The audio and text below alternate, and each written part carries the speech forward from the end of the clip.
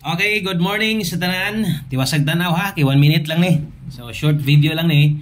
O para ni sa tong May 4, 2025 Domingo di ay takaron. Welcome sa tanan diri. Welcome sa tong channel Boskoy di ay diri maghatag ta og bagdok lasto. So lasto itaya sa 3D lasto. Kung mahilig kag lasto kanang dagko kamo taya, sakto ni para nimo no. So itaya ni karon abay na sad sa mga sige na sad og balik-balik sa tua o sa mga sigig pangita sa tua nakabalik gyud ta no. Inumdumi lang gyud perminting nga kausa ra gyud ko mohatag diri aron makapokus ka ani nga lasto tibok adlaw sa buntag ra gyud ko mohatag. So upat day nakabuok asay makaya itaya o kung di makaya ay pogsagod ala ginagmay lang pod.